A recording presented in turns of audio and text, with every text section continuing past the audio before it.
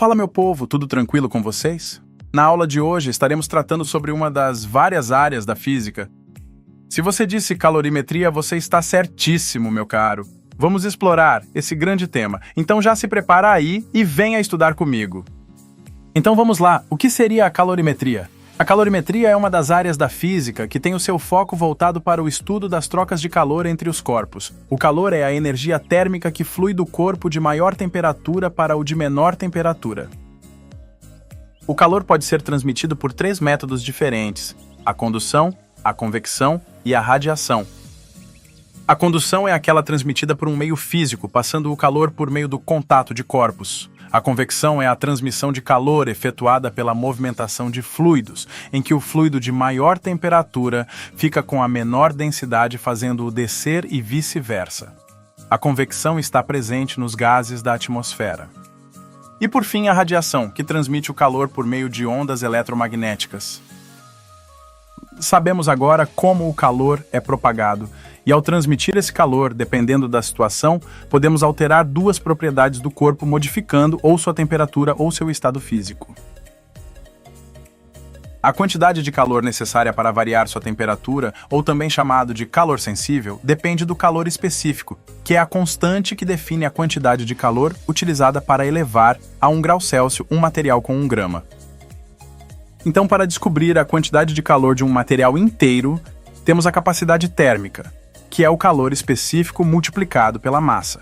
E por último, podemos multiplicar isso tudo pela variação de temperatura, assim descobrindo o calor necessário, em joules, para variar certa temperatura de um objeto. Só que agora, para descobrir a quantidade de calor necessária para mudar de estado físico, multiplicamos a massa pelo calor latente, uma constante que define a quantidade de calor aplicada para a transformação de um estado físico para o outro. Existem 3 tipos de estados físicos: o gasoso, o líquido e o sólido. E para cada transformação existe um nome adequado para defini-lo, tendo condensação, solidificação, fusão, vaporização e o último, a sublimação, passagem direta do gasoso para o sólido ou ao contrário. Vamos imaginar em um caso em que um gelo de menos 30 graus Celsius se transforma em água. Lembrando, primeiro temos que calcular a variação da temperatura do menos 30 graus Celsius para o 0 graus Celsius, que é o ponto de fusão da água, utilizando a capacidade térmica. Só assim, depois podemos calcular a passagem do sólido para o líquido, utilizando o calor latente. Temos que realizar todo esse processo para conseguirmos descobrir a quantidade de calor total de um sistema. Fechou? Ei, mas parando para pensar, por que os corpos trocam calor entre si? Como dito antes, os corpos, ao interagirem com outros, tendem a realizar trocas de calor até atingir o chamado equilíbrio térmico, em que todos os corpos do sistema estejam com a mesma quantidade de temperatura. Demonstramos isso pela fórmula da somatória das quantidades de calor igual a 0, pois alguns corpos cedem calor e outros absorvem este, sobrando nenhum calor restante do sistema. Agora, nós sabemos como o calor é propagado, porque é propagado e a quantidade de calor que é transferida entre os corpos. Mas ainda não sabemos a velocidade dessa transferência de calor.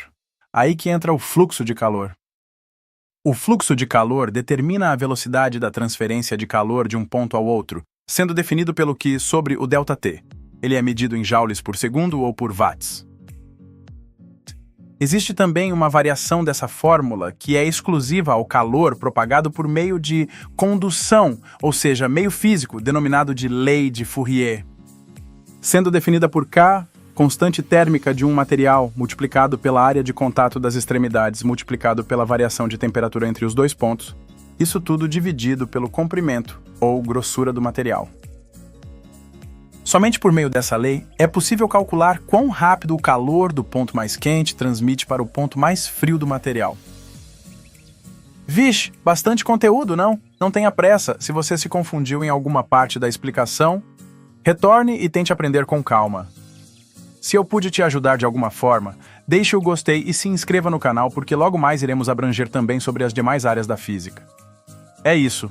Até a próxima!